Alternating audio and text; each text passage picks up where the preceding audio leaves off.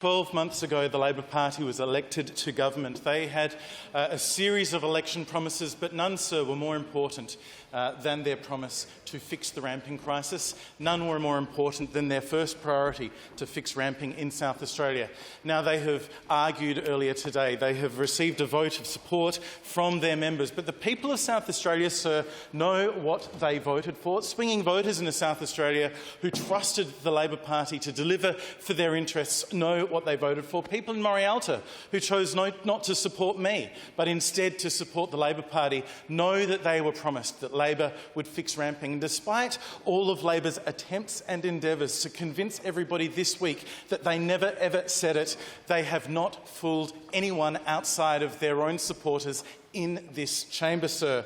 And I need look no further than our worthy Journal of Daily Record in South Australia, The Advertiser, who this week have summarised it in their editorial extremely well.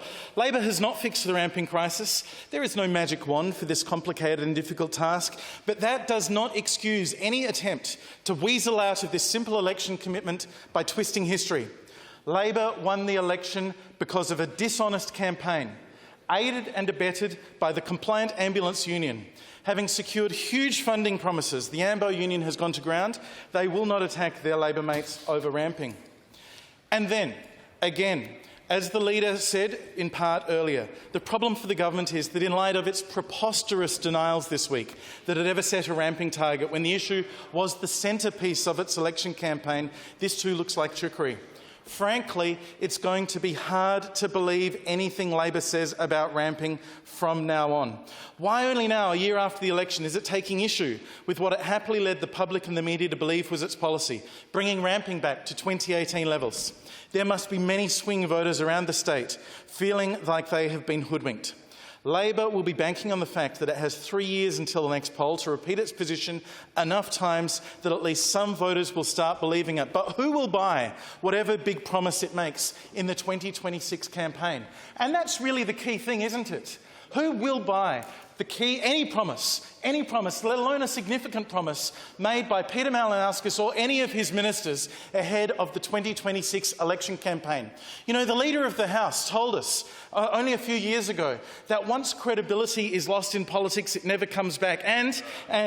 I'll repeat again what he said. The only thing that matters in politics is credibility. And this government has ceded any credibility. And the member for Elder, and the member for Newland, and the member for King, and the member for Adelaide, and the member for Mawson, and the member for Stewart, and all of the Labor backbenchers and marginal seat holders have ceded their credibility by voting today to support the Minister for Health in this confidence motion, by effectively reinforcing the line that his Premier, their Premier and their Minister have been running all week, that's been described by The Advertiser and by just about every other journalist in South Australia as preposterous. This idea that the government did not promise to fix ramping.